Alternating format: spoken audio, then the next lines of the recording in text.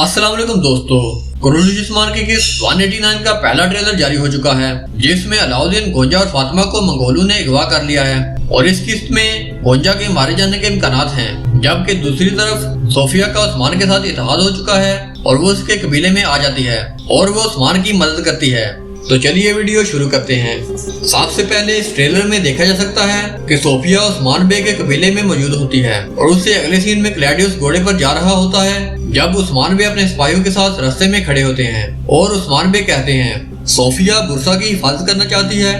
और क्लैडियस बुरसा पर गलबा पाना चाहता है और इसीलिए वो चाहता है कि उसका मंगोलों के साथ इत्तेहाद हो जाए। और इसी सीन में क्लैडियस और मंगोल एलचीसी एक दूसरे को इस तरह मिलते हैं जैसे उनका इत्तेहाद हो गया हो। और उससे अगले सीन में देखा जा सकता है कि मंगोल अलाउद्दीन और गोंजा को गिरफ्तार करके अपने ठिकाने पर ला रहे होते हैं और मंगोल एलचीसी उस जगह पर बैठा एक किताब पढ़ रहा होता है और उस वक्त उसके पास खड़ा उसका खास आदमी उससे कहता है कि ये आपके पैरोकारों की तरफ से आपके लिए एक तोहफा है। और मंगोल एलचीसी फौरन अपनी किताब बंद करता है और कहता है उस्मान का एक बेटा और एक बेटी हमारे काम के लिए काफी होंगे। इधर उसका इशारा उस्मान के बेटे अलाउद्दीन और उसकी बेटी फातिमा की तरफ था और उससे अगले सीन में बेगम खातून फातिमा पर नजर जमाए बैठी होती हैं जब वो जंगल में जड़ी बूटियां इकट्ठी कर रही होती है और बेगम खातून कहती है हमारा ये काम बहुत ही आसान होगा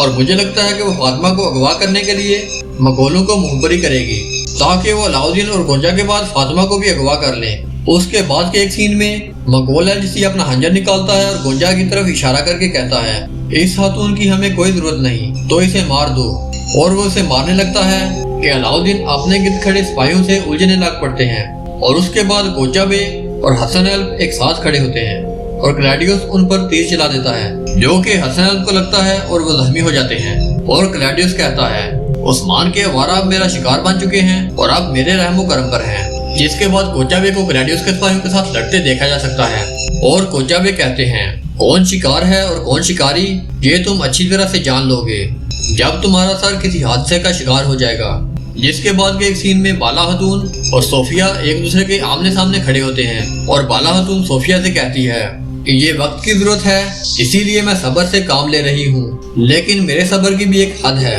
इस सीन से ये अंदाजा लगाया जा सकता है कि किसी वजह से सोफिया और उस्मान का इत्तेहाद हो गया है। उसके बाद सोफिया बाला को बताती है कि क्लैडियस के जरिए उस्मान बे को कुछ मालूम हुआ है और उसके बाद के सीन में देखा जा सकता है कि गोंजा बे और हसन एल्ब को जंगल में दरख्तों के साथ बांधा होता है और उस्मान बे को पैगाम दिया जाता है कि वो उन्हें बचाने के लिए आए ताकि उनके लिए एक जाल बिछाया जा सके। उसके बाद उस्मान बे अपने घोड़े की रफ्तार कम करते हैं और उस जगह पर पहुंचते हैं जहां गोंजा बे के सिपाहियों की लाशें पड़ी होती हैं। उसके बाद मंगोल एलचीसी और अलाउद्दीन एक दूसरे के आमने सामने खड़े होते हैं और मंगोल एलचीसी अलाउद्दीन से सवाल करता है कि तुमने उसे मारा है, तो अलाउद्दीन उसका जवाब देते हैं कि सोफिया ने उसे हमारे कहने पर मारा है। और आखिर में उस्मान को गुस्से में देखा जाता है और वो सोफिया को गिरबान से पकड़ते हैं और कहते हैं मुझे ना किसी कागज की और ना उस पर लगी मोहर की परवाह है, मैं तुम्हें यही मार डालूंगा। और वो सोफिया की आंखों में देखते हैं और यहाँ ये ट्रेलर इख्तिताम पजीर हो जाता है। तो कैसी लगी आपको ये वीडियो?